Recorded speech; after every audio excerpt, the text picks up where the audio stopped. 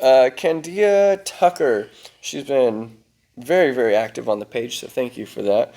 She's asking how she can get more aggressive in competitions or to hit that switch. How to develop a switch, Yeah, basically, I guess. yeah, yeah. Man. I mean, what that switch basically is what I've found is that switch is just the way you channel your nervous energy, Yeah. right? Yeah. Yeah, it's how you channel your nervous energy. That's how I flip the switch, and that's why I flip the switch early, right? Like some people will say like, oh, try to not flip the switch till like right before your match or Right. like the morning of. It's like, dude, I flip the switch when my nerves start to feel. When I feel my nerves, and if that's 2 days before the tournament, then you're gonna see me walking around like I got a match in 10 minutes. Yeah. 2 days before the tournament, and that's the flip switch, and that's me channeling those nerves. So once you feel the nerves, put them into that place, right? I actually did a very similar thing. My first three competitions, I was a nervous wreck. I've stated that before. My nerves, horrible nerves.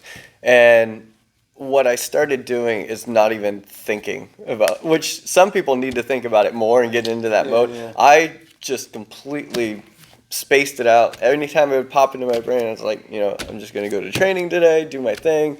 But I'm not thinking about it. I'm not thinking about my opponent. I'm not doing anything. Car ride, trying to space it out until I'm walking on that mat. And then it's all right. It's go time. Because if you've prepared, you're good. If you haven't prepared, there's no point in I would rather spend the time practicing than looking up my opponent and looking up their Facebook, and because this is something people do. I did that. This is something people do, especially early on. And at white belt, you're not going to find much footage. It might be or even blue belt, it might be footage of previous. Yeah. You can kind of see with grappling industry, smooth comp, you can see like their win-loss Don't do that, record. man. Don't but look yeah, up your- you're just going to get in your head so bad. So just focus that energy that you would be putting into training a little bit more. Good. Here, check it out. Like for looking up your opponents, do it if you're like.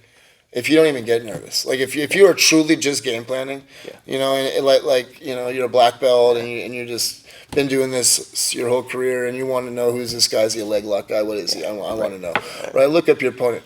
But if not, if you're a blue belt and you're wanting to find out who this guy is, do you think he posted anything of him looking like trash? Yeah. Like he's posting highlight vids that mom recorded, right?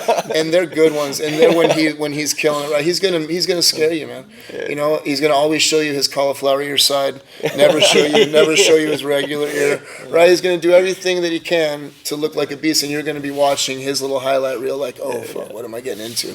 Don't do that. I mean, yeah, I stopped looking. I learned in high school wrestling to don't go look at the brackets, right? Because I'd get nervous, right? People would be like, oh, what seed are you? I'd be like, I don't know. I don't look, right? So you learn that about yourself. Some people, I know for a fact, they come alive. They flip their switch when they see the bracket, right? Because it becomes real, right? They look at the competitor list and they're like, all right, somebody signed up in my division. Let's go, right? So they want to see. I don't want to know. I'm gonna show up. If one guy showed up, cool. It made it worse for me. Yeah. And I didn't- look? Yeah, and I Makes didn't- it worse for me, I too. didn't even intentionally look. I was just on the grappling industry page, and then like I seen my matchup, and it showed like his profile picture, and so I was like, oh, okay. And I clicked on it, and I was like, damn. Dude looks like a fighter. Like you said, cauliflower ears and everything. I was so nervous, dude. I remember walking on the mat, dude, my legs just shaking. I feel like I can't even stand up, dude. I've been there. But I needed that, and I ended up winning. That was my first you match, did? and I won that one. There you go. That's because good, I was man. scared as So hell. it didn't psych you totally out. And I think was pretty nervous. that's still. something That's you good. get with a little bit of experience too. Is sometimes the people who scare you the most aren't who you need to be afraid of. Yeah.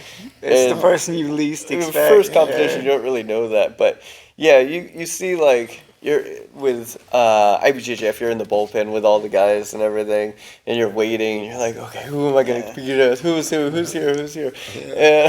Sizing everybody You up. just get in your head and it's like, oh, I think I can take that. Oh, I definitely can. It's like you've already won or lost if you thinking. You've already lost if you're thinking like that. But Yeah, and for example, like what you're just saying, like my first blue belt competition, I seen, I think it was two of the dudes I was going up against, and it was my first time competing. I think I was 120. No, I was 135. Yeah. So, and then the white belt was 145. So I'm down 10 pounds lighter.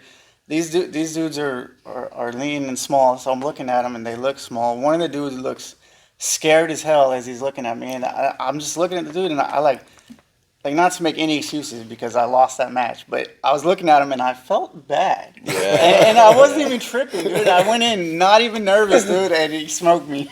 You see that sometimes in the kids. Felt bad. I did. I'm like, how am I gonna He's feel scared, like man, I'm you gonna know? go hug him. You see that sometimes in the kids brackets. It's like the kid lost the last 3 matches. They're walking out again. They've been crying and then they stepped up and walked back onto the mat. That's saying something. Yeah. But man, it's tough to see them go through that again. But it's learning. It's learning. What is your kryptonite when it comes to food? What gets you?